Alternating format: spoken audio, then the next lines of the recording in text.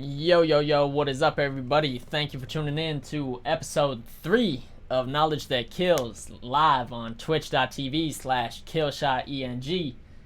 This week, we got a very special guest joining us. He goes by the name of Mr. Ken Lewis. He's going to be tapping in here very soon. Want everybody to give a round of applause for our special guest. Need everybody throw some chats in the comments.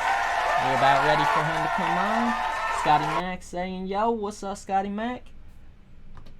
And, yeah, appreciate y'all for tuning in. We got a very special guest about to join us. With no further ado, I need y'all to give a round of applause, please. Get ready for Mr. Ken Lewis in the building. How's everybody doing? What's up, Ken? How you doing, Kill? Good to I'm see you, doing man. great, man. How are you? Oh, you got me too zoomed in. Should I back up? Nope, you're all good. I'm going to edit this right now. Okay, cool.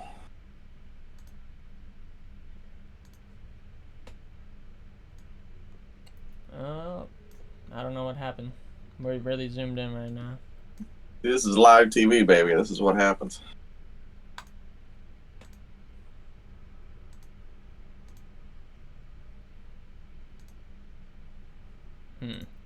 One second. Alrighty, y'all. Well, welcome to the show. We've got Ken Lewis live with us. Here we are. Boom. Now he's in the view. Hey, how's it going, Ken? You doing okay, buddy? I'm good. Let me see if I can accommodate you here. How can... I'm trying to fix this. It was just perfect 1 minute ago. Well, I can see my frame, and I'm totally in my frame, so Okay. sure what I can do for you. Oh, I see you have me in reverse.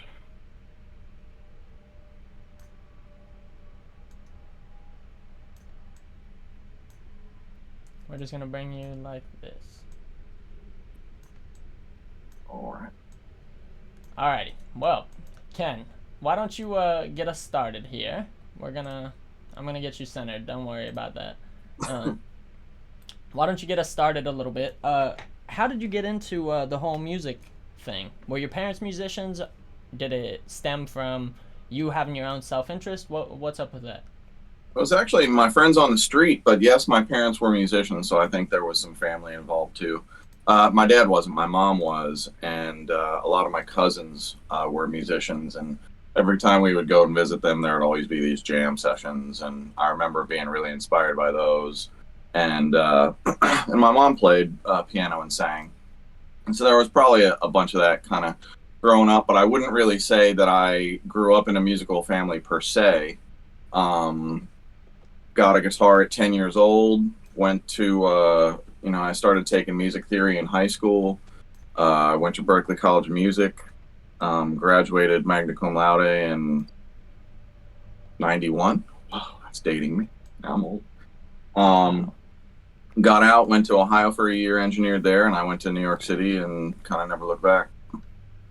Wow. So you graduated magna cum laude of your class? That's not like number one. That's highest honors. Yeah, I mean, I was, when I was at Berklee in the studio program, it was a whole lot like Studio World in life, in that the people that attacked it and the people that went out and got the sessions and got the experience and did all of the studio time were the ones that were really successful, and the ones who just did what the class required were the ones that got the same degree that I did, but didn't kind of pursue the same things that I did. So I kind of found that was a whole lot like finding gigs in real life. I see. It was preparation for me. Okay, so speaking of finding gigs in real life, I read on your website that you've been Grammy nominated over 50 times. No, only 7. So Oh, okay. here's how that works. To be officially Grammy nominated, if you go to Grammy.com and put your name in, my name will come up 7 times. I am an official Grammy nominee 7 times over for either album or record of the year. that means my name was on the official nomination. There's another thing in our industry called participation awards. And on top of those 7 official nominations, I've done 57 participation awards total. And 19 of those have won. But I have no statues. That's how hard it is to get a fucking Grammy. I have been officially nominated. I've had 7 shots at it, and I have 0 statues. That's the way it goes. You don't get a statue if you win in the categories. When you're just a person. So that's the way it goes. I mean, still, that's one hell of an accomplishment, man. No, it's you know, I mean, the awards. I mean, they're cool. I like them, but the thing about the awards is they are kind of the representation of all of the hard work in between with everybody else. You know, because most of the time when you're working on a gold record, well, some people, you know, Kanye, you know, Drake, you know, some of those calls, you know, but a lot of the, you know, my first gold records, I had no idea I was working on something like that. When I started working with BTS, I had no idea they were going to turn into BTS. You just don't know. And, you know, every day you still got to kind of wake up and put in the same effort with every artist that you're working with that you decide to put your name on. And you just hope that enough of those things go. And, you know, it's only really 4 or 5 gold records a year over the course of a career. So you figure, you know, it's great, but that still leaves a whole lot of days in the year that you just got to grind out and, you know, find the next one. So good problems to have, but, you know. Okay, I heard you mention some of the big artists you've worked with and stuff, but before we get into that, you know, I've seen you're very diverse. You've got credits for mixing, guitar playing, engineering, writing, background vocalist, co-production. Could you maybe go into like what your first love was? Did you start as a guitar player and kind of transition into the other stuff? How did that all come about? I mean, I grew up as a guitar player, and then as soon as I discovered recording, that was it. I was into recording in every way possible, which really was recording in production, because I was just fascinated with. At first, I taught myself how to record and do all that stuff just by recreating songs that I loved and trying to do cover songs of them and seeing how that went. I have boxes of that kind of stuff, and then, you know, you venture off and try and write your own songs that are terrible at first, and then you get better, and, you know, eventually you kind of figure it out. And the problem is, like, everybody wants to do music, but it's really hard, and most people don't want to get past the I suck really badly at this part until you get to the I'm not so bad, till you get to the, wow, okay, if I really stick with this for several more years, I might be good, to the, you know, down the road. Great. It really takes an absolute love of this, and most people just don't have it. They think they do. And when the rubber meets the road, most people just can't suffer the lean times to wait for the great times. Because it's mostly lean times. You know? Just is. Everybody wants a royalty check till they find out it takes 9 months for the first one to come, huh? Yeah. Yeah. And it'll only account for the first 3 months before that, which... Right. Yeah, the way this industry pays out is really appalling.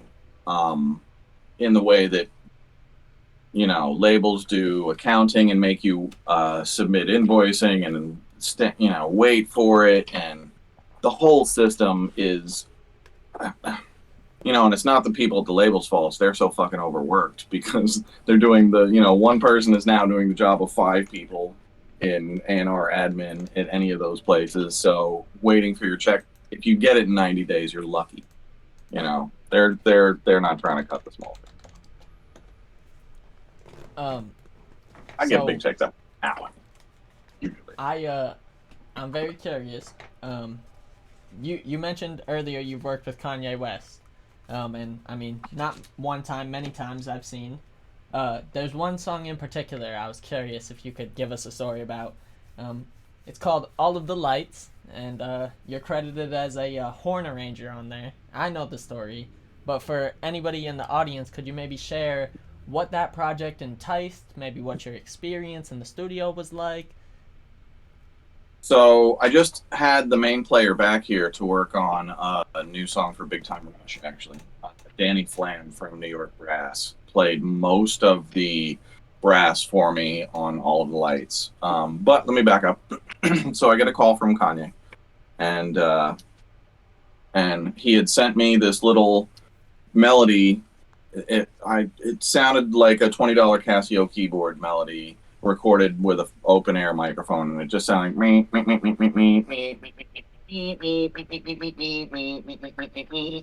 and it just did that twice, and that was it. And he calls me up and he's like, "Did you hear it?" And I'm like, "Yeah." He's like, "I want that to sound like a marching band in a stadium." And that was, not too much more to the conversation than that. That was the charge, and that's all I had to work with. And he gave me like the beat to it, which was, that beat is insane. And nothing else, no vocals or anything. And so I put together the whole horn section and just spent a day or two with Danny Flam trying every part imaginable. Then I sent him away and spent 3 days just arranging and putting together the entire part. I mean, a lot of what was played is not necessarily where it's featured, although Danny Flam can play anything under the sun. It's just that's how records are made. But yeah, it was like 4 or 5 days of just grueling work. But I knew it was really magical. And I sent it off to Kanye, and I never heard anything. And I thought, fuck. Because usually in Kanye land, I mean, it was still early in Kanye land for me. I've been working with him for a long time.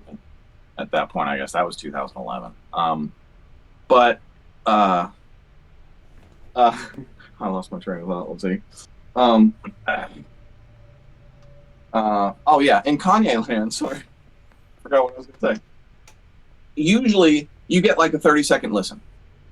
And it's a yes or a no. And it's just, it doesn't matter how much he's paying you for the gig. It doesn't matter if you put in a day or 10 days. He's probably just going to listen to it once or twice and make a call on it. And he wasn't really asking for revisions much back then. Sometimes, but they were getting fewer and fewer. And so I just didn't hear anything. And then 3 months later, they call back for a completely different gig. And they're telling me, all right, we need this for this, and can you do that? And I'm like, yeah, what about that horn section that I did on, the song used to be called Ghetto University. And they're like, oh, dude, yeah, we love that shit. That's done. I'm like, it's what? They're like, it's done. No changes. So they took it, no changes. They didn't tell me anything. That's just rare in Kanye. So it went, but the original song was called Ghetto University, and the verses on it were, if you listen to the verses with the idea that the song is called Ghetto University, the verses make complete sense. If you listen to the verses with the idea that the song is called All of the Lights, the verses don't really make too much sense at all. And I think that's just the evolution of how the song went. It's just my guess. I really don't know for sure. But I know it started out being called Ghetto University and morphed into being called All of the Lights. The All of the Lights hook was there, but Rihanna wasn't there until like the last month. Wow. And yeah, I heard the song. I don't know if you remember that MTV BET movie that Kanye released at the same time that he released the album. He released this like 45-minute mini movie. And in it, and that was about a month after the last time I had heard All of the Lights. And when I had heard All the Lights, we had just sung the whoa, whoa, whoa, whoa. Me and Alvin Fields, me and Alvin did the chants on Power. Hey, hey, hey. That's me and Alvin. So when Kanye heard that, he wanted me and Alvin to also chant on All of the Lights. This is after I'd done the horn. So we're down at Germano Studios, and we put down these chant vocals, and we heard what was supposed to be the finished version of All of the Lights that night. Kid Cudi wasn't on it, Fergie wasn't on it, Rihanna wasn't on it. Wow.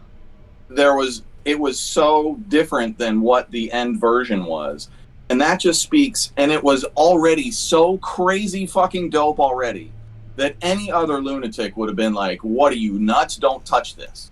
But but that's like kind of like the genius of guys like Kanye West and Just Blaze is the same way. That they have the ability to listen to something that everybody else goes, dumb hot, let's put it out. And they go like, okay, but what if Rihanna sang all the lights in here, baby?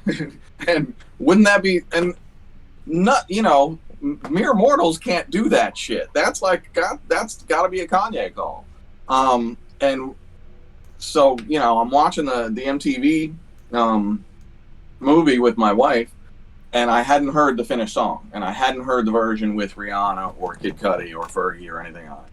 And we're watching when the marching band is coming on, there's this scene at the beginning of All Lights, exactly like Kanye described to me on the phone. That was the total fucking mind fuck of that. Going back to that phone call was what he was describing to me before what I did was what I was watching on screen. That was really nuts. And you should Google that and watch it. And so the marching band starts coming on the field and playing my horn arrangement, and it's all live horns. That is all live instrumentation. And then Rihanna starts, and I didn't know Rihanna was on it. There are all the lights in here, baby. And I just turned around to my wife and I was like, baby, we're going back to the Grammys again this year. Holy shit. And that song was a nomination for Album of the Year. Or not Album of the Year. That song got nominated for Song of the Year. Wow. And the album was nominated for Album of the Year. Didn't win. How did My Beautiful Dark Twisted Fantasy not win Album of the Year? I don't know. That man has been denied way too many times. And then a bunch of other, like Power was nominated off of that. And it did win Best Rap Album. And I mean, it won a bunch of Grammys, but it didn't win the big ones. That's an amazing story, Ken. Seriously. Yeah, those were some crazy fucking times, man. And I just had Danny Flam in here the other day doing the Big Time Rush horns, and it was kind of a lot of the same thing. And you know, it's just, I love working with him. It's real collaborative, and you know, I'll have an idea of a part and he'll have an idea of a part, and I can sing him anything I want and he'll play it right back to me. And you know, and if I ask him to give me ideas or enhance that, then he'll give me 2 or 3 different versions, and I'll be like, oh, that one, you know, or no, let's stick to the original idea. And he's just super easy to work with, and he's fast, and he plays damn near, he must play, I shit you not, 24 different types of horns. Proficient. Like, on record, every single horn that you hear on all of the lights, except for the very, very high trumpets, which were played by Tony Grusso, who used to play with Frank Sinatra. Every other horn on that was a live instrument played by Danny Flam. Crazy. That is insane. Yeah. And that's what we did on Big Time Rush the other day. We were just stacking these fucking amazing, like, Uptown Funkish type horn sections. Super. Okay. Yeah. So every day is a different day around here for me. It's, you know, sometimes it's like full on production, sometimes it's mixing, sometimes it's, you know, I get strange calls, man. I get really strange calls. Well, you mentioned, like, on Uptown Funk, that was actually one of the next songs I was going to ask you about. I seen that you did some percussion work and some engineering work on there. Just, you know, it's good to have friends. And what I have found many times in my career is that I'm at a high enough level that I have earned the trust of guys like the Mark Ronsons and the Jack Antonoffs and people like that, to know that they can pretty much offload anything to me, and I can know what they need as a producer and deliver it back to them finished, and they don't have to worry about that. And Mark does that for me every now and then. He just calls me, I'll be like, you know, can I, you know, try this, or so I'm like kind of, sometimes I'm kind of the guy that helps other people finish their records. Sometimes I'm the guy producing the whole record from scratch. Mm. And and the great thing about being a top level mixer is that every time I get to mix, I get to see somebody else's production laid out in front of me, how they did it, what sounds they used, how they layered things, how they, the interaction of their parts in a way that, like, that is the super cheat code for being a producer, because I am such a sponge that I'm just constantly learning. So every mix is a production lesson for me. It's fucking great. And I've mixed for people all over the world. So like the influences as a producer and writer just come from everywhere. It's really cool. Mind blown. Um, you know, that kind of leads into my next artist I want to talk about. You've worked a lot with BTS. They're a K-pop group. We all have heard of how great and massive their sessions are, but there's one song in particular BTS has called All Night, featuring this artist Juice World, rest in peace. But it says you're the mix engineer for that. I'm curious, could you maybe tell us about your experience with that one? Yeah. Well, that was on the what was it? The something BTS World soundtrack. I can't what it was, but it was a single BTS and Juice World collaboration. Yeah, the session was of course massive. BTS Land. The great counterbalance to that is that the sessions show up immaculately organized. So like 180 track BTS session is easier to mix than 100 track almost anything else. But so this fairly big session shows up. I'm a really fast mixer. I can't remember how long it took me to mix that, but I usually just get in the zone and go. And if I'm feeling really good, like, I don't know, there was the one mix that I knew that I actually had a clock on me was Hey Mama. And Hey Mama, I mixed in 7 hours, and it was 179 tracks. And I turned it in, and they asked for one tiny revision, and that was it. And it Wow. was just, I preach all the time about, turning off your tech brain and really focusing on the creative and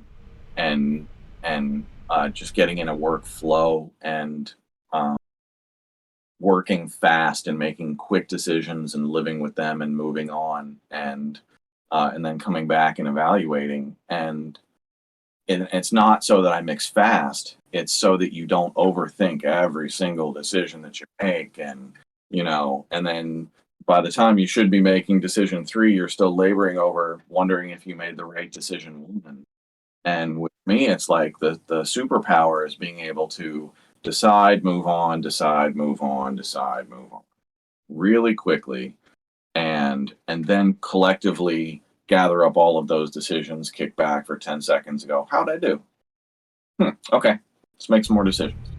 And it's, if you tackle things like that as opposed to, I'm going to make the perfect kick drum, then I'm going to make the perfect snare drum, it just doesn't work that way. Like almost any top mixer will tell you, faster is better.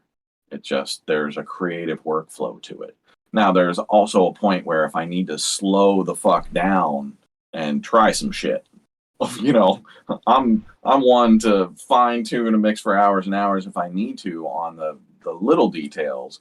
But I get to 95%, probably as fast as I might get from 95 to 100, and that's just kicking back and listening to your finished song and making sure that your finished song is actually finished. You've talked with me in the past of visualizing the finish line when you're mixing. Could you maybe tell us about how that plays a factor in some of your workflow? Like, yeah, I think I suspect. Maybe I'll have to ask my assistant Greg over here after he watches me mix a bunch. But I suspect that watching me mix is a little bit strange because I catalog certain things to do in my brain that my brain fills in what it's going to do for a good half hour to an hour before I actually do it. For instance, brightening up the mix bus. So I might mix dark for, the first 2 or 3 hours. And then knowing that eventually I'm going to pop something on there like a black box HD2 or a, UAD Pultec or something like that and open up the top end. To where anybody sitting there listening to me might be sitting there going, what the fuck is it so dark for?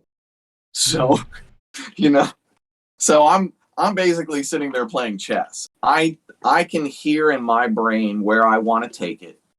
I've already sorted out by listening to the rough mix, basically a vision in my head sonically of, I feel like a dog, sonic vision in my head. It's like a smell. But there's like a sonic vision in my head of where I think I want to take it, which is not necessarily where it ends up, but it's, a close proximity and gives you a compass to start guiding you. And the trick is that it's a compass to guide you. It's not a specific set of instruction. It's not, you must do this, this, and this. It's, hey, go this way and see what happens.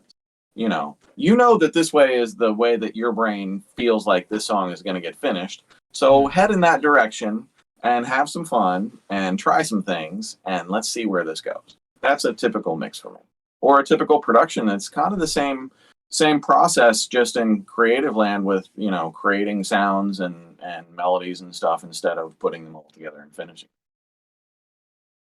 So, could you tell us then, how did you utilize the visualizing the finish line on the song Down on Me?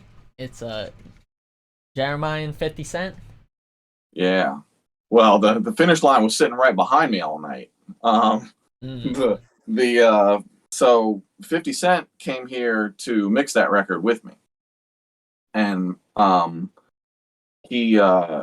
I get a call at like 8 o'clock at night from the G Unit A&R guy, Dre McKenzie, a great guy. And he was like, Ken, what are you doing tonight? I'm like, whatever the fuck you want me to be doing, Dre. What's up?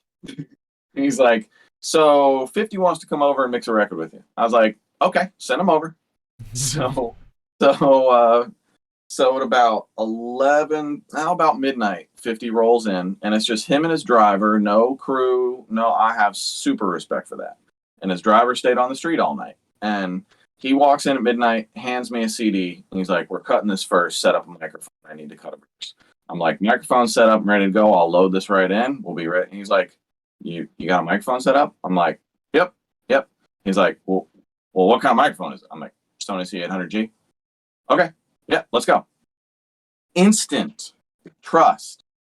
Instant. That is how you get trust with people. You over prepare for a mix session, making sure if the artist is going to show up, that you've got your bases covered. You got a pad of paper and a pencil there if they want to write some fucking lyrics. And you got, the microphone set up if they want to cut a verse real quick. You got vibe happening. Like, you just never know what's going to happen. And the vibe of that mix would have been completely different if he'd walked in and it had taken me 20 minutes to set up a microphone and another 20 minutes to set up to get ready to record and then another 20 minutes to record and then I was ready. And he had the instant workflow. So he sat behind me on at the couch from about 12:30 to 5. He got here at midnight. We cut a verse on 2 records, actually. 1 record before the Down on Me record. And then we did one of the 2 verses on the Down on Me record. Then I mixed it. 109 tracks, about 4.5 hours. And 50 was sitting behind me, so I was just motoring, man. I was like in the fucking zone. And it's inspiring to have, somebody of that talent level around. Plus, like, the coolest thing about 50 to me was I had worked with him when he was signed to Columbia Records before he got shot up. And before he really found his big success. But he had like 1 big single at the time, and people knew him. And the thing that surprised me back then about him when I first worked with him was how hard of a worker he was and how focused he was and how driven he was. and he had stacks of lyric books and stacks of reel-to-reel tapes of work that he was doing. He was just a creation machine. And that always stuck with me, that he was like that. And the most impressive thing was when we mixed Down on Me, the exact same person, $100 million richer and wildly famous, showed up and sat there all night. And it was the same dude. And just a really great, cool guy to get along with. Enjoyed being in the atmosphere. And it was a great session. It was great to work with him again. It was cool. Do it again. That's amazing, Ken. Seriously, you're just dropping the gems on us. Yeah, he left at 5 a.m. with a big smile on his face. That was a good feeling. I finished that's got to be one hell of a feeling, Oh, dude, he was like big smile. He's like, thanks. This is fucking. Oh, holy shit! Yes. So yeah, I still geek out over that shit, man. Sheesh, goat level shit, Ken. So I seen some of your credits, like on the song "Believe Me" by Drake and Lil Wayne. You're credited as a co-writer. Could you talk to us about some of your co-writing work or writer's work? That comes in many, many different forms. Sometimes it's just like co-beat maker. Sometimes it's like a sample recreation that I might take a small piece of the publishing for, something like that. I think on Believe Me, it was that. I ended up playing the piano, Believe Me, so that kind of arpeggiated piano that goes through the whole thing. So I just have a small cut of that record. And that's, like I said, there's all of these times where I'm, helping other guys finish their records or just doing mine. Like my production partner is a guy named Brent Colatalo. We're the production team Catalyst. And as Catalyst, we've like done full productions for Eminem, Future, Kanye, So we get it in. It's been not too bad. The Des Rocks project that we developed from scratch is doing really well. He just dropped his new full-length album on 300, but we produced his first 2 albums, and we have an upcoming single on his 300 record. We got him past 100 million independently, 100 million streams worldwide independently. Grizzly Adams is way past 100 million streams independently too. So, I mean, that's the thing. Like, I didn't give up on major label land. I stopped caring so much about major label land because it's just, it's every time I kind of got stuck in only doing major label work, I always felt like I was never doing what I wanted to do. So when I felt like I started moving some of my work consciously towards more independent stuff and balancing it between label and indie work, that it freed me up to just be able to do a lot more of what I wanted to do creatively. And then I started kind of getting more creative opportunities. How that works. I see. I did have one question for you. You said that your friends will bring you in on some of the projects. How would you recommend somebody who is in a similar position go about getting credited on certain records? Like, let's say they play a small role, but they still did something. Right. What is your personal way? Do you have a relationship with the producer? Do you have friends at the label? Like, what would you recommend? The basic rule of thumb is don't ask for your credit after the session. And I see especially tracking engineers make this mistake constantly, or at least I used to. I don't really follow it much, but you're the tracking engineer, and clearly your role is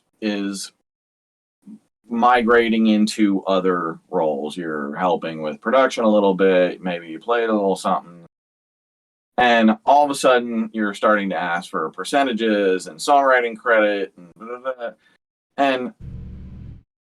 And if you wanted that, you should have asked for it the moment you picked up that guitar, reach for that keyboard or whatever, because the expectation by the artist was probably not to carve off a big piece of their song to the engineer.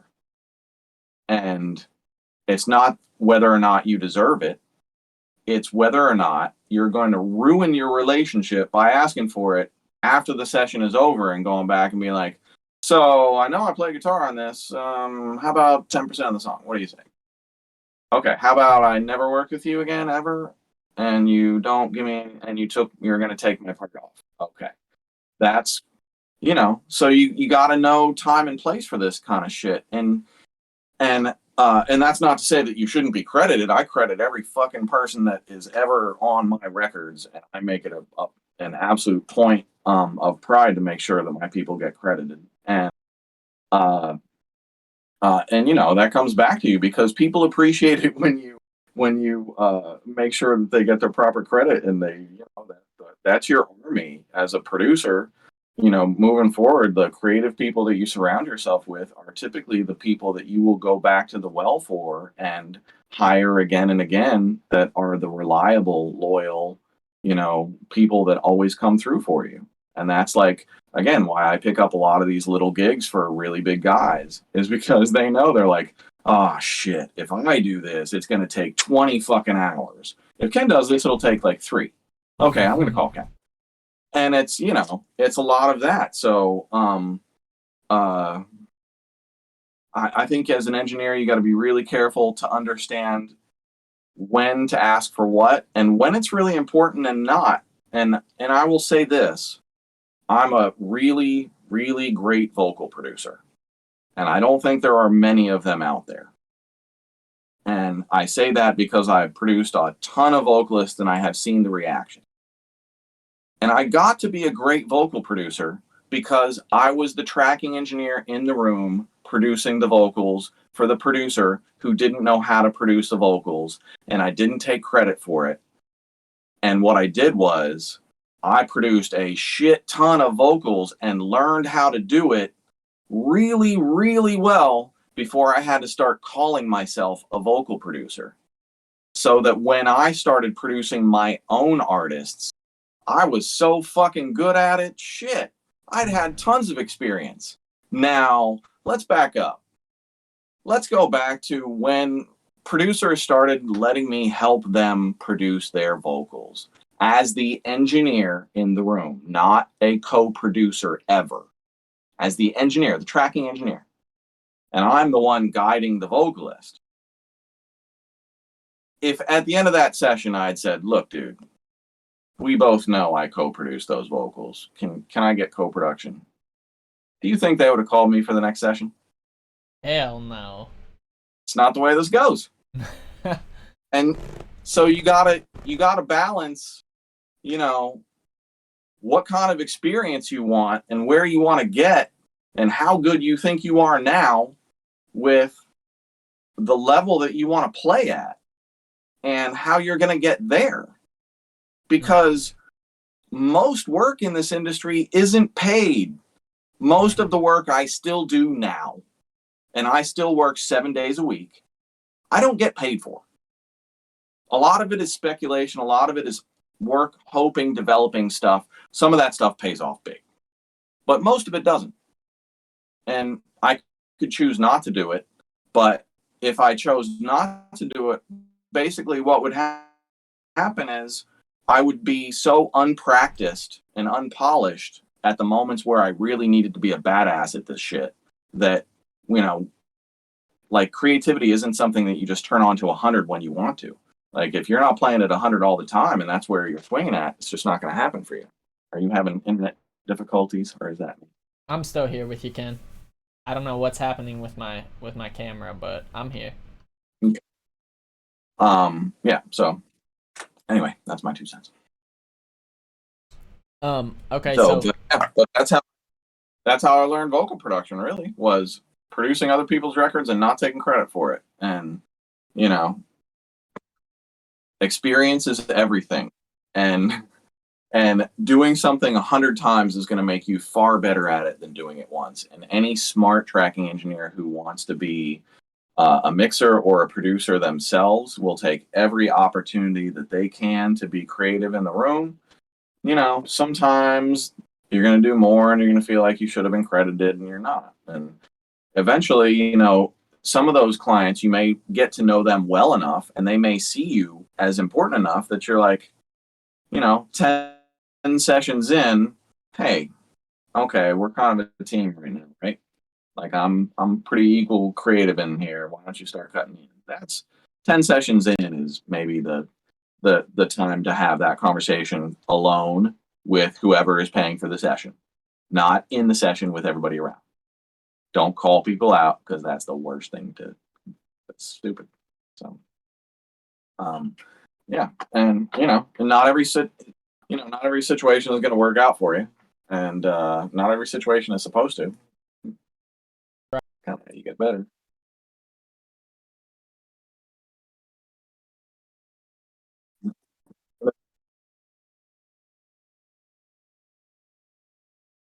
I can see.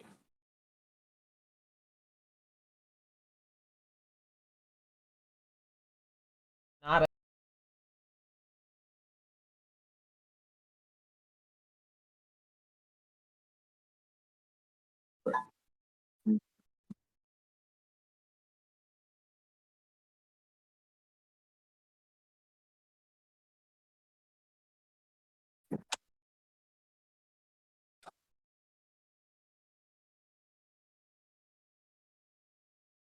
an experience. It really helps to hone in your skill set and really be able to specialize in what you want to do. Yeah, I think artists have that same problem in that uh, you start writing songs and all of a sudden you want everybody to hear everything that you're writing, or you want people to hear all the songs that you're writing way before you're really really good, and then you get discouraged because nobody really loves you, and blah, blah, blah, and then you quit. So Mm-hmm. so I always encourage artists to be like, take your time, write a bunch of songs, pick your best one, really take that one as far across the finish line as you can, then put that one out, and then try and beat that one. And because artists get in this like, oh, I want to do a 10-song album, and I'm like, okay, nobody listens to 10 songs from an artist that they've never heard of. Nobody listens to 2 songs from an artist that they haven't heard of. Period. Unless that first song is a banger. And if the first song is a banger and reels them in, maybe they stick around for one more, but not two. So it's become, for people trying to enter the music industry as artists, it is absolutely a single game. And I don't mean singles as in gotta sound like the radio. That is not what I mean at all. I mean, you better be putting out a song that moves people, that really fucking connects with the people that you're trying to connect with. Not just a little bit, but a lot, because the market is so oversaturated and nobody owes you a listen for anything. I mean, nobody owes you a single listen for any reason whatsoever. And everybody has this idea that, like, I just put it up on Spotify and people listen, right? No, that is not how it goes. No. And if you go back to the days like when, before streaming, really, which wasn't all that long ago, um, if you weren't on the radio, then you couldn't survive on a major label. If a major label couldn't find a single to break at radio, and then another one, and then another one, you're done. They would drop gold level artists all the time because the cost of entry at a major label is just so high. And if you're not one of the ultra successful ones, you're probably not going to be there very long. What the internet did was open up everything for everybody else so that it kind of leveled the playing field quite a lot and allowed anybody who wanted to show their music. But that doesn't mean that everybody has to listen. Like, you still have to be great. So, and you're now, not only do you still have to be great, but you're competing with thousands and thousands more artists than you ever had to before. So you have to be really great, and you have to really put in work, and you have to really fucking live for this shit if you want to be a successful artist on any level. Same with really, engineering and production are kind of is the exact same way. Like, I'm, 30 years in, I work 7 days a week still, all the time. Wow. Just, A, because I love it, and B, if I don't do the work, somebody else is going to get it. And then the next gig after that, I don't want them to have that gig. I want that gig. That's great to hear, Ken. It's really inspiring, man. Like, I'm, on a similar kind of journey, young in mind, but I just got a call to head down to Houston, Texas after our stream today, literally 5 minutes before we went live. I'm like, sure, I guess I'll be there at midnight tonight. I have gotten so many of those calls, and that's the thing, that I've built a lot of my career by picking up the phone when it rings, calling right back when I have to, being available, walking out of the movie theater in the middle of the fucking movie of the year so that I can go do some session and wait for everybody 4 hours to show up. But if I'm not there, then everybody loses their shit. Like, the shit that I have gone through, everybody looks at where I'm at now and all the fucking records behind me. They're like, oh, wow, that's amazing, dude. You totally miss all of the nights sleeping face down on a fucking studio floor 8 days a week and traveling with a change of clothes because you're not home 3 days at a time and smelling like a fucking, God, it's like the shit that I've been through in this industry to get to this point is, a lot. So a lot, a lot of people ask me, like, I want to be a mixer, and it's a long road. It's kind of different nowadays because you actually have so much great source material that you can practice with, and so much educational resources that you can practice with this now, that I feel like there's young guys coming up that are really incredible and just have a knack for it. And I think it just comes down to how much you want it and how much you're driven and how much you're willing to give up to move yourself forward. Because I've given up and still continue to give up a big portion of my life for this shit. And I'm your competition. So fuck all y'all. I'm going to take your work. I mean, that's just the way it is, man. I mean, go to sleep. That's Bob Horn. I think this is a public story, so I don't think I'm letting any cats out of any bags.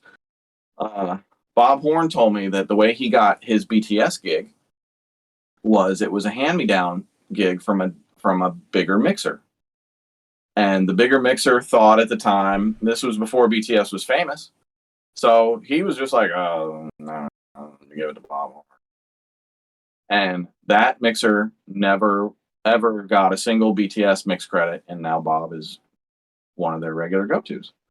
And that's showing up. And that's just, not like the other dude was like, who's this Korean whatever, I've never heard them. Fuck, I don't know. And Bob Horn was like, put it in front of me, I'm going to smash it. And that's my attitude. And that's what, there's a survival instinct in this business that either kicks in or you don't survive it. So, I mean, I'm in the middle of a kind of complete shift right now. I'm thinking I am definitely moving into Atmos. I'm considering building a bigger Atmos room. Although reports change daily on Atmos, I don't really know what to think. And if you're going to be able to do it perfectly in headphones in 6 months, or if you're still going to need a big room to be super accurate. It's going to go. But either way, I'll be mixing in it, so it'll be fun. Speaking of Atmos, I want to move into plugin talk next, but before we get there, could you maybe tell us about, over your experience, how has learning something new and staying relevant to the latest technology really helped keep you involved with the people you know? I know Atmos is the latest, greatest thing kind of taken over. I know back in the day, we had tape. Pro Tools has been here maybe 20 years or so. A lot has changed, though. It's, being adaptable is a prerequisite for long-term survival in this business. And I'm adapting like crazy right now. And I have been through the whole pandemic. I just started a plug-in company, Mixing Night Audio. And we just put out our first plug-in greenhouse, which you have on. And that was born out of going into lockdown and going, oh shit, the world might stop. What are we going to do? And I was like, well, I want to stay connected to the world, especially my audio community, and I want something to do. So we started the Mixing Night broadcast that we do free on YouTube during the beginning of the lockdown. It used to be called Q&A with Ken, and we did like 20 episodes of Q&A with Ken, and then that kind of morphed into Mixing Night, and now we do Mixing Night twice a month. And then after I got my vaccinations and I could travel again and I could see people again, because I'm immune compromised, so we locked down hard. And like I didn't see people or go out much. But now that we're vaccinated, like I had to figure out how I could justify putting that much time into the show, because it's about 3 solid days of prep for a show. Wow. And yeah, we go in and I just couldn't justify keeping that amount of time. So we asked ourselves, the plugin came from like, how do we keep the show going and how do we keep it free? Because we were like, well, we could try and monetize the show. Maybe we'd make a little bit and it'd be worth it. But that just feels wrong. We don't know. And so the whole thing was to keep the whole spirit of the show free. And we said, okay, well, why don't we think about a plugin? And I've had ideas for them for ages. So Greenhouse was born, and we spent the last 9 months developing that. It came out yesterday. Oh, yeah. That's amazing. I've Developing a plugin, and we have a team of ninjas. And let me just tell you, getting a plugin to market is a lot harder than you think. However hard you think it is, just start multiplying it. Wow. But we're there now, and we seem to be pretty good at it so far. So I'm pretty stoked at our potential future as a plugin company and creative company and live broadcast and everything else. So see where it goes.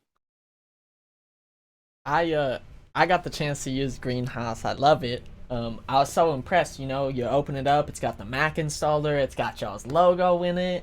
Looks so great. It's like very professional and high end. It sounds amazing. And one of the features I love the most is that it has no numbers on it. So it's really like painting a canvas versus trying to make a mathematic or scientific formula. It surprises me that plugin makers have missed that until now. That's like, my whole thing is turn off your brain while you work, which is really kind of weird because I love being very tech forward. I like knowing what's going on and I love knowing what's around the bend, but that doesn't mean that I actively use it in my workflow. When I'm working in creative mode, I turn my brain in and I want to just listen to what's coming out of the speakers and react to it. So I built a GUI that was like instantly visually interesting, made you want to click around. I mean, our favorite thing is so many people that we've seen use this thing, they'll instantiate the first one, and then the GUI comes up, and it's instant smile, instant big smile. And it's like, it's just a reaction. And you're like, okay, great first reaction. And then you get into this like real intense, you see that like they're interested and they're clicking around, and then they stumble on the first couple sounds, and then it's back to big smile. And you're like, we fucking did it. We got one. Holy shit. It's real. Yeah, I gotta say, like, when you set out to do something like this, you hope it's going to be good. I've never made a plugin before. I was hoping that it would be as good as what I wanted it to be. But it turns out that it's way, way better than that. So I bartered for the GUI. So the GUI was done by a company called Telegraph Creative.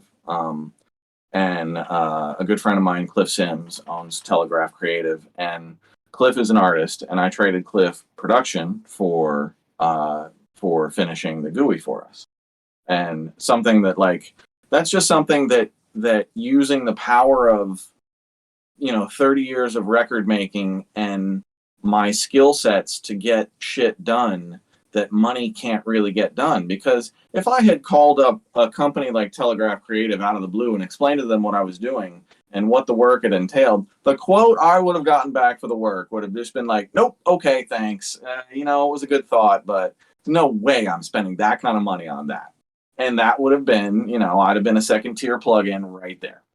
And um, and when Cliff and I were talking, I heard the song he wanted me to produce, and I had a vision for it, and he and his company had a vision for where we could take our GUI, and man, it just clicked. Everything fucking clicked. The sonics just clicked, and I think it was because we weren't trying to model anything. We didn't, it didn't have to be this certain thing. It was like we were kind of discovering it as we were building it, and we could turn it into what we wanted. And the first iteration of it was really cool, and we started tweaking under the hood and really fine tuning what each thing did and dialing it in, and it just was like, wow. I couldn't believe how it came together, and like, but all of the other things in, like, that's the fun part. That happened in March. We just got to market. Yeah. That's the shit nobody tells you. It's like, oh my God, hoops of fire it is to jump through. But we're there now. It's a fascinating ride. So we'll see where it goes. But we have other plugins lined up. I'm designing the second one right now. And I think it's going to be hilarious. Anybody who likes the GUI on Greenhouse is going to fucking love the second plugin. I just have to make sure that it sonically sounds as good as the first one, so which I will. You got me excited, Ken. Ooh, buddy. I'm all about, you gotta, especially for me, because I work 7 days a week, so I better stay interested, and that's one of the reasons that I can float between genres, is I've had so much practice at it that, if I don't float between genres, if I'm stuck doing one thing for 7 days in a row, that's the worst thing ever. So I think my brain is just built to kind of wander around, work on different stuff. And, sometimes it's great to kind of just lock down with an artist for a month or two and go, but I wouldn't want to do that, 6 times a year for a month or two. I would want to do that once a year. So, for the audience, could you tell us where we could find the Greenhouse plugin at? Yes, it is at mixingnightaudio.com. Mixingnightaudio.com. The broadcast is youtube.com/mixingnight. youtube.com/mixingnight. Yeah, Greenhouse is $49. The shit should be a $200 plugin. I can't believe the response we're getting. It's you hope it comes out good, but the feedback that we've been getting from really top level guys and girls has just been, flattering and overwhelming. So I think we really caught a great one with Greenhouse, and I'm interested to see where it goes. So, besides Mixing Night, you have an online mixing school as well, correct? I do, but I'm actually, if you don't focus on shit, then it gets old. And I haven't been able to really focus on that for a while. And the content is still great, but it's, it looks dated. It's getting dated. I had short hair. People don't even recognize me when they see me. They're like, that's not the same person. So I'm like, yes, it is. And so I think what we've talked about doing with that content eventually is taking it all down and putting it up for free on YouTube. But then you wouldn't get the sessions with it. So I can't give away the audio that way. But kind of the educational space has gotten cram full. Everybody has a school. Slate has a school. Waves has a school. Everybody's got a school. Mixing Night is my vessel now to the.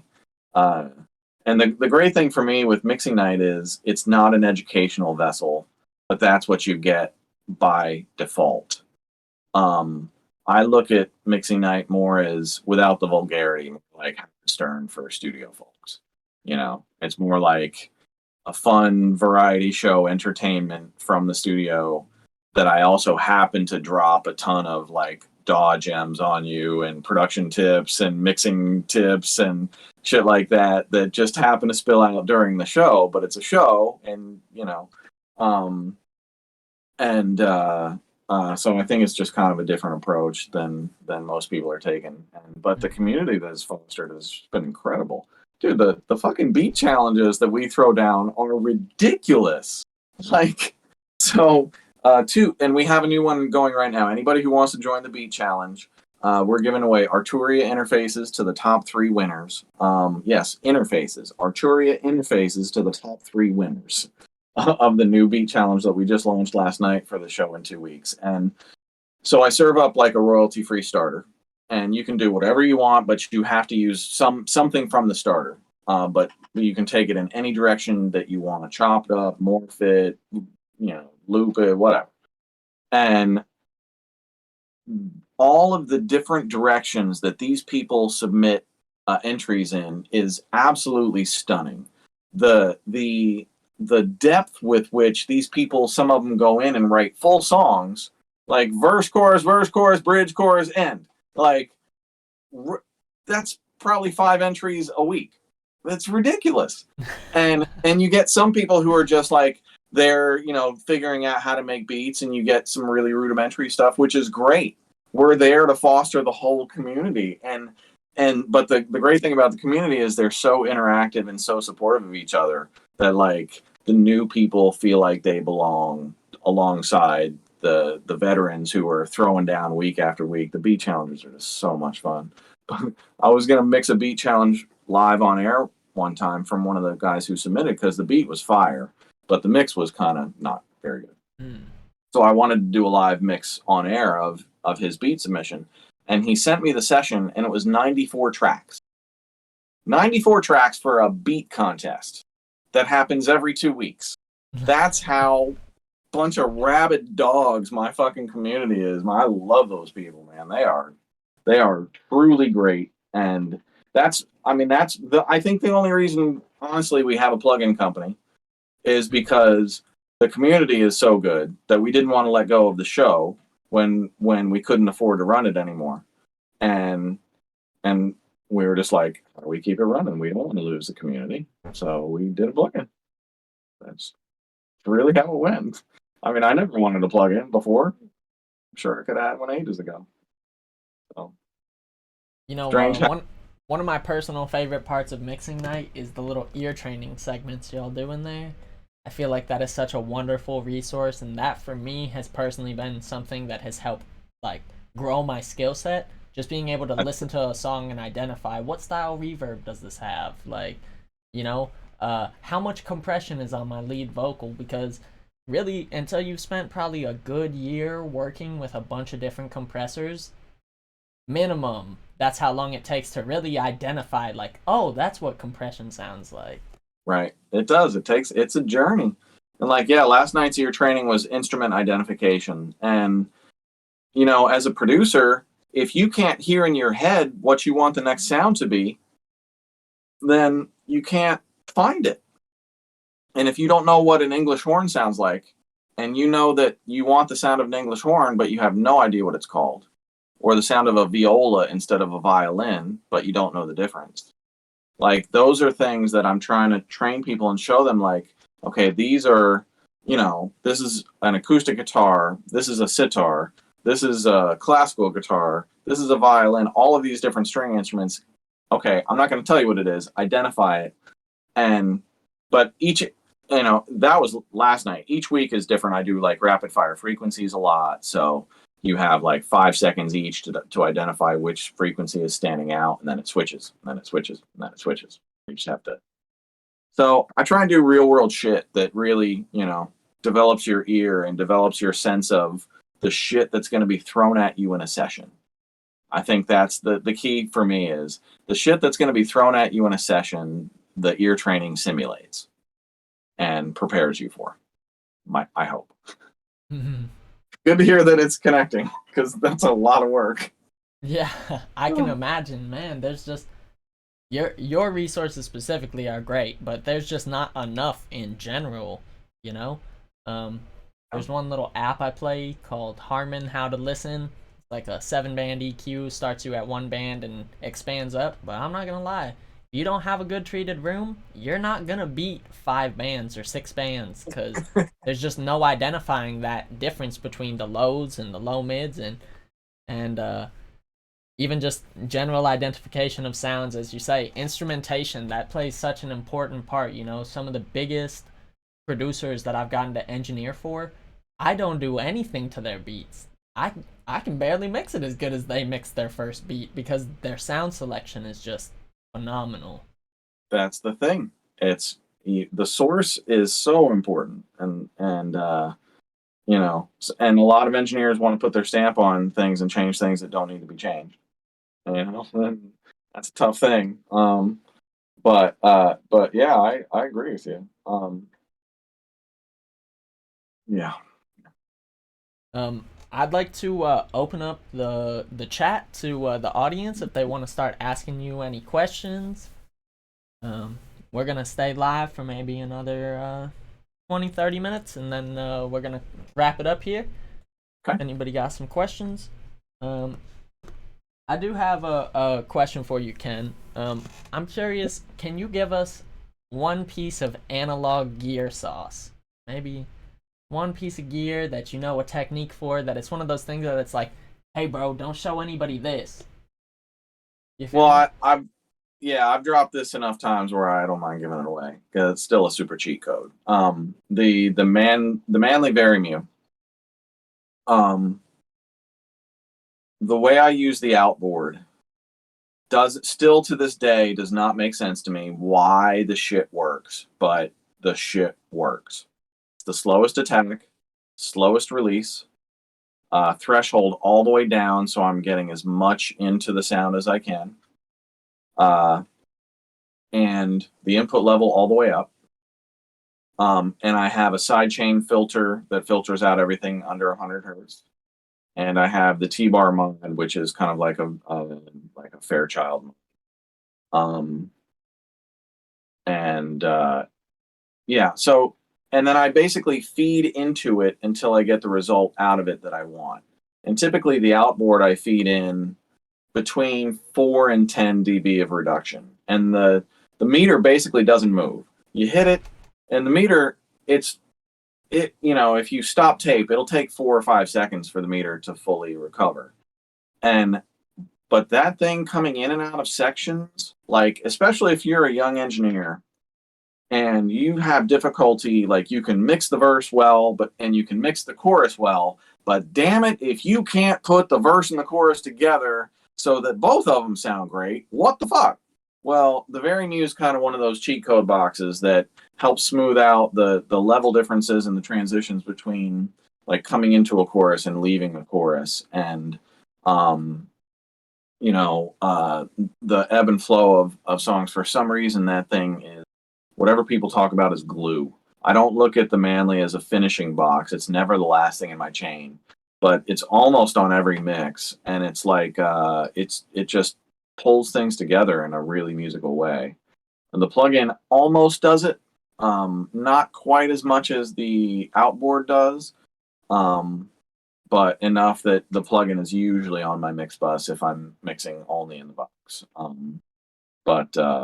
Yeah, the hardware, that's the cheat code. And the plugin, if you set it up that way, I think that the cheat code on the plugin is you got to give it more headroom. So there's this little screw on it that says headroom that I never even knew was there until my assistant pointed it out to me the other day. And then I turned that down, and I was able to kind of let it mimic the hardware a little bit closer.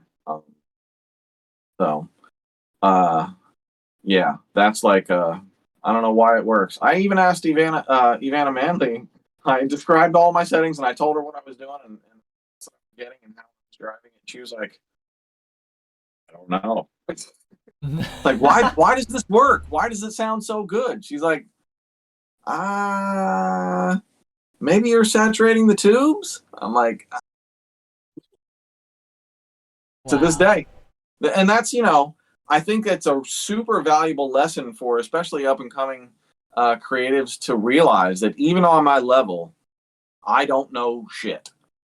And the lesson is I don't need to know shit to make it sound good. All I need to know is that, wow, I was really paying attention whenever I hit those settings because wow, those settings sound incredible, and I could have missed it. And um, and that's just kind of being present in the moment and experimenting and knowing when you found something. And I was ready to sell that thing, and then I found those settings, and I was like, okay, here forever. It's never leaving. That's So, amazing. yeah, it's a beast box for sure. Uh, I have a question for you. When you're using a actual Varimu versus using the plugin, in the analog realm, we can cook it a little bit harder. Do you typically compensate for that using the plugin by um, like doing the same kind of style but gain staging everything quieter since you can't really exceed the same volume? Oh, Or that's what my assistant Greg just taught me the other day.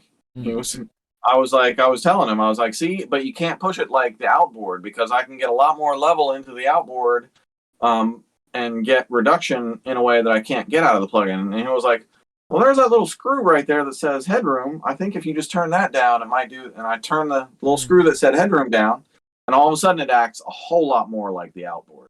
So it was just like my ignorance and not reading the manual, because I don't typically read manuals. But that's something that surprisingly, I think once I solved that one, the plugin reacts a lot more like the outboard does for what I'm trying to get it to do. So I just discovered that, so I got to put it on a few mixes and see if I like it as much as the outboard. Well, that answers our question Matt had. He says, "Have you been able to replicate the Manly Varimu setup with a plugin?" Yes. Yeah, that little headroom screw is the real That's the coder. secret sauce. And if you watch Mixing Night, I give away that setting all the time. I'm not shy with my knowledge.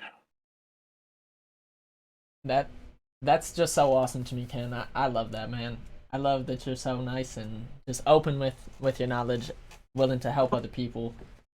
Well, you are too, and I kind of, I mean, I think I've always been like this, but I think I was kind of encouraged to be outward with it by Dave Pensado. Pensado was a pinnacle in our field for decades now, and he's always been really free and open with his knowledge and really supportive and encouraging of others. And I was just, we always see him as kind of a role model. So. And that was a big inspiration in starting Audio School Online, and I'm sure Pensado's place was some inspiration in starting Mixing Night, and yeah. I recently saw your episode on Pensado's place.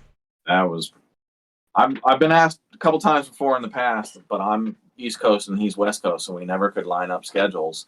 And finally, he was doing via remote during the pandemic, and he was like, "You got to do it."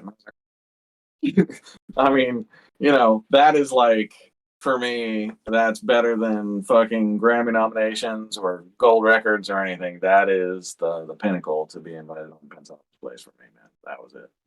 So thank you, Dave. You told me earlier that you're number one on some charts right now. Oh, the Greenhouse plugin. I don't know how this happened, except for we have an awesome Mixing Night community. That's how it happened. Apparently, Greenhouse is the number one charting plugin on KVR right now, and the stat is, and it only dropped yesterday. And the stat is we've been the number one plugin statistically in over a 30-day span. So apparently we've outdone whoever else is. I don't even know how you get ranked on these things, but my company partner Dominic was freaking out over it. He's like, "We're." It's like, all right, cool, another number one. So we got a question from Daniel Maybon. It says, "Any new possibilities of that secret Wu-Tang album becoming public at all?" God, I want to hear that again so bad. Daniel, I don't know. It did just get bought. So it was in a government locker, and then the government just resold it. So I don't know who they resold it to, but I hope that whoever they resold it to fucking puts that shit up on the internet and just lets everybody hear it, because what a killer fucking album, man. It's so good. So you know, yeah, I'm one of the few people who on the planet. I've probably heard it more than anybody else on the planet, other than maybe a couple members of Wu-Tang. Pretty nuts. Warned a Ken's just secret. flexing For, on us. well, there truly is only one copy, and people ask me all the time. I'm like, dude, that's like lawsuit shit. I don't fuck. I just put all that away. Let's see. I'm gonna go ahead and say this is last call for questions. I'm gonna give them another couple minutes to come up with their questions. I'm not sure if they were prepared to ask you. You've done nothing but drop us gems all night. I'm so thankful to have you on the show. Oh, happy to be here, man. I am curious for you. Do you have any particular record, maybe ever or recently, that is like your favorite or like a high point for you?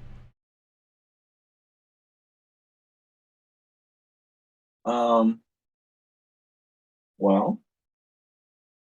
I mean, My Beautiful Dark Twisted Fantasy.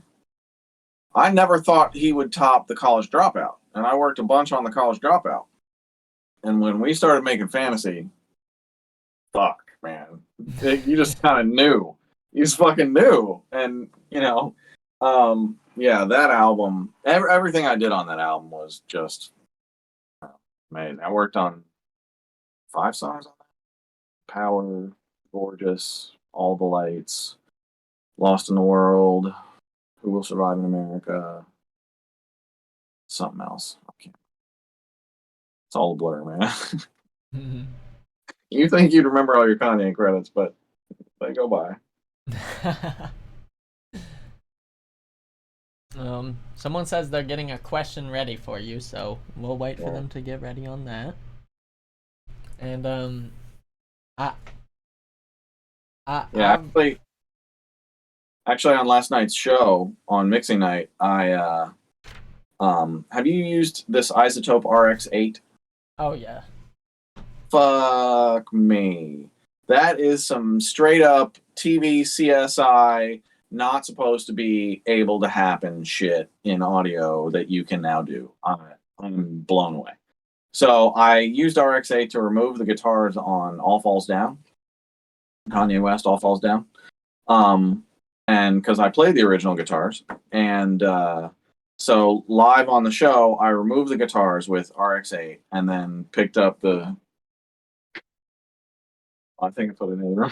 Picked up my nylon string guitar that I played on the original song through the microphone that I used to record on the original song, and redid the parts live, and then tweaked them live and dropped them back into the mix, and A/B'd between the original version with my original guitars and the new version with my new guitars that I had done live on the spot during mixing night, and it was like identical. I did the same thing with Power one time I redid the chant vocals and recreated the chant vocals as well. So some Jedi shit. My favorite thing in RX8 is like the mouth D-click thing. I haven't used that yet. Is that like getting rid of all that shit?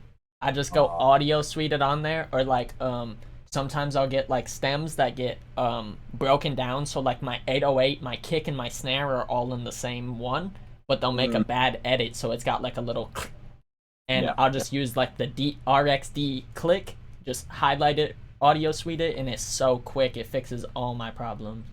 When you de-click the mouth stuff, do you just globally do it, and do you find it overdoes anything? Do you have to be careful with it, or is it just like, no, it's magic? I'm pretty sure that you could just render all the audio and do it, but it's gonna probably find like 1,000+ clicks or whatever. So I normally just kind of do it based on the sections that I feel like really need it, and I'll just straight open it, not touch anything, and just render it, and it's normally good. If it doesn't fix it, that's where I'll kind of jump in and start changing some stuff around. Yeah, that's a cheat code box for sure, man. That shit does some wild stuff. I was breaking down on last night's show with RX8. Somebody asked me how how can you mix a vocal to 2-track when the 2-track is like too dense? And I was like, okay, well, if you have a budget, you can use RX-8 and you can separate the drums and the bass line and the melodic stuff into 3 or 4 stems that you have a lot more control over. A shocking way that is, I showed it on the show before, mind-blowing. And you really can kind of separate out all of the different pieces with that and then remix them to the vocal and open up some room for yourself, so you're not really married to the 2-track. And I think they're doing this. Did you see that Lander is now up mixing to Atmos? I have seen that. I'm sure it's bullshit right now, but I'm sure it's going to get better and better. But what they must be incorporating the same type of technology where it's somehow hearing into the audio and separating out things into different batches and then post-processing those in spatial ways, that I don't know what the fuck is going on, but it's a brave new world with audio, man. I didn't think you could do some of the shit that they can do now. It's the Matrix stuff. Learn something new every day, I swear. Crazy. The client sends you the mix like, hey, just go ahead and delete these vocals out. I'll send you some new stems. And you're like, what? And then you find out you can make acapellas with RX-8. Like, what? It's pretty nuts, man. We got another question for you. It comes from DC Maybon. He says, I know we hear a lot about producer/mixer Ken Lewis, but what about some of your stories on how you approach working with an artist as a guitar performer or other instrumentation? Do they normally come to you asking for specific ideas in mind or to get creative? It could be either or, but the way I really became a session guitar player was I started professionally. I worked at a studio in a year in Cincinnati. Then I moved to New York City. But basically after I started freelancing in New York City, I took my guitar and my gig bag to every session that I did. Tracking, mixing, whatever it was. In the back of the room was a black guitar case with my name on it, subtly out of the way. But any creative in that room who needed to put a guitar on that song had a subtle reminder anytime they wanted to look to the back of the room that they had somebody in the room that could play that part. And I never had to say a thing. I never had to offer my services. They would just ask. And then I started becoming known as, oh, make sure you bring your guitar just in case. Kind of like that. Oh, yeah, bring your microphone and your guitar just in case. Mm. And the thing about, and nowadays, I usually don't play guitar on stuff unless I'm producing it or, I'm not really like an on-call session musician. I don't show up and put a guitar down and leave. I usually put, I play on my own sessions or on sessions that I'm hired by other producers to work on. But again, that comes from being over prepared in subtle ways, and just once you get the call, the most important thing about being a session musician is to know that you're not the fucking artist. And my God, the number of gigs that I got just because the guitar player that the producer called that I had to sit there and record so overplayed on that fucking song and made it their song, not the artist's song, that it was just like the producer was like, well, can't use this. And I was like, I found some real simple shit that helped. The whole key to being a session musician is add only what the song needs and nothing else. Because it's not your song and you're only adding you've only got a piece. That's it. Add your piece. It's not your moment to shine, it's your moment to support the song.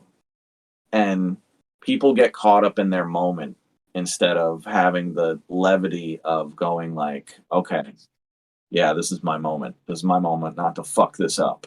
All right, what's the simplest, best, easiest piece I can put? Man, I probably have played on over 100 major label songs, and I've probably soloed on one or two of them. I've probably only played difficult parts 5 times or less. So it's not like my skill sets get taxed. My brain gets taxed. My creativity gets taxed. And if you play the right parts and pick the right parts, you're going to win. And if you overplay and try and make everything about you, then you're going to. That's kind of same with production, really. Producers who make it about them either better be fucking incredible, or eventually they're going to hit a level of artist who doesn't give a fuck who they are. So That's super gems right there. uh, Just do enough. that's it. That's gotten me on so many records. Knowing when not to play. Bass is your. That is a super cheat code. Man. And everybody wants to show off their skills. Like, look how good I am. No, they don't want to know how good you are. They know how good you are. You wouldn't be in the fucking room if they, of course you can play anything. You're in the room. Of course you're the guitar player on the session. That doesn't mean you should. And that's an experience thing a lot of times of being the tracking engineer in a session and watching other people fail at it miserably over and over and over, and watching the great ones excel at it and seeing how simple. Same with mixing. I mean, if you see an Andy Wallace mix laid out on a finished mix across the SSL, and you look at his outboard and his patch bay, and you look at what's going on in the mix, you'd say, has he started yet? And then you hit play, and that shit sounds like thunder coming out of the speakers, and you're just like, oh, it's not about all the gear. It's about how you put the song together, and it's about your interpretation of what it should sound like. And at this level, it all comes down to taste. And everybody has the skill sets. Not everybody has the taste to know how to put it together. And that's, for some people, that comes super naturally. And for me, it's just been years and years and years of getting better. Hopefully. All right, so you're talking about seasoning to taste. Oh, yeah. I assume you're one to undersalt before you oversalt anything. I don't know. No, I think, like take all of the lights. I think I oversalted the shit out of that and then pared it back to what it needed. Which I think a lot of production is that. One of my favorite things to do in production land is play the what can you mute game. The what can you mute game is when you think you're done with your production, is you take a section, say the hook, and you loop the hook, and each loop of the hook you just mute one thing, and at the end of that loop you unmute it and you mute something else. And you just ask yourself, better or worse, just like the eye doctor, better or worse, better or worse. And almost always, at the end of your production, you're going to find one element at least that you're like, this song breathes so much better without this track cluttering it up. And that's like a really important, that just goes towards the session playing and all of that kind of stuff, where we get so caught up in what we can do and what's possible that sometimes we forget what we should do. And like Dr. Luke said, sometimes the hardest thing to do is the easiest thing. And it's, if you know that, if you know what that means, you know exactly what that means. And it is. It's like simplicity is so hard. Everybody thinks it's so easy to do this shit. No, it's not. It's easy to do this. Like, I was having a conversation with Brian Bender one time, and he's Don Was engineer. And Brian was like, like anybody can get to 94%. Anybody can get that far. Like guys like you and me, we're the only people who can take it the last 5-6%. Like they, without us, they can't get there. And I was like, you got a point. And that's the thing. So, there's few of us are enough around that I still find work on a regular basis. So it's a good thing. and create my own work. I mean, I'm always producing artists and songs. So I have a pretty decent balance of creating stuff that I hope pays me into the future and taking paycheck gigs that keep the lights on and the staff paid, the skills sharp. So,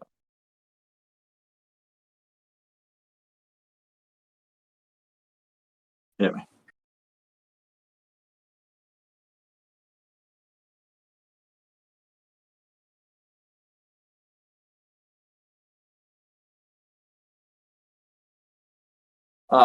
Almost always it's amp sims.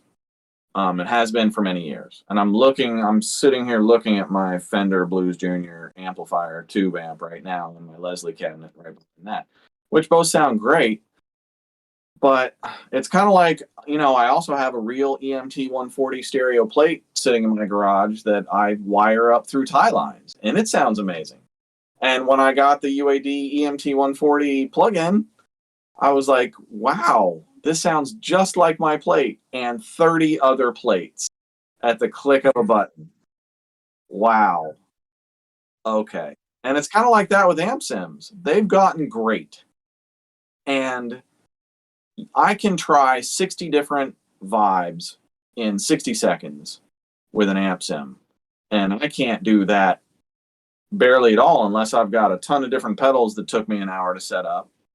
And, it's just, it goes back to that fast creativity and workflow of just prioritizing the creativity over the tech. And, part of me is like, okay, well, yeah, I've got great toys, so I capture it well anyway. But I'm down to plug it right into a cheap DI and go if the inspiration is going and the gear's not there. It's like, the creativity's got to lead the way. If you're an engineer, in a professional situation, the best thing that you can do is be an invisible, transparent vessel to the session, keep it moving and flowing, and not draw attention to yourself. It's not your session, and you gotta keep everything flowing and working and pay attention and all those good things.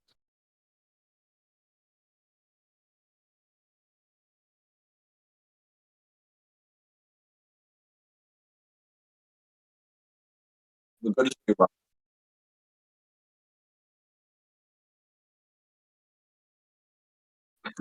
My pleasure. Good luck with your show. Thanks for inviting me, and we'll see. Have me back anytime. In the meantime, check out Mixing Night on YouTube and Greenhouse. Man, woo. Yeah.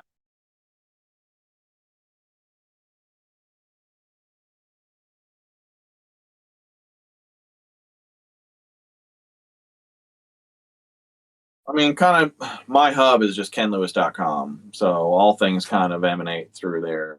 If you want to know what songs I've worked on, I guarantee you there are songs in my catalog that you have, anybody who's watching has definitely heard. And so nothing else really to plug. I mean, there's 10,000 things to always plug, but the focus right now has been Greenhouse for us. We're super excited about that, and I think moving forward, there's going to be a lot of energy in there. So we'll see. We got a plugin company. I never thought that would happen. Yeah, truly. The new plugin coming, Ken, as always. Oh, you'll get it early, We know you're up to something special over there. It's going to be good. I appreciate you so much, buddy. I hope that you have a great evening. And I need everybody to give our special guest, Mr. Ken Lewis, a round of applause before he leaves tonight. Thank you very much. See you all later. I'm cueing the sound effects. Have a good night, Ken. See you, buddy. Appreciate everybody for tapping in to episode 3 of Knowledge That Kills. Make sure you tune in next week. Next week, we're going to have another very special guest joining us. He goes by the name of Mr. Chris Godby. He is my mentor, as well as a Grammy Award-winning, multi-platinum mix engineer.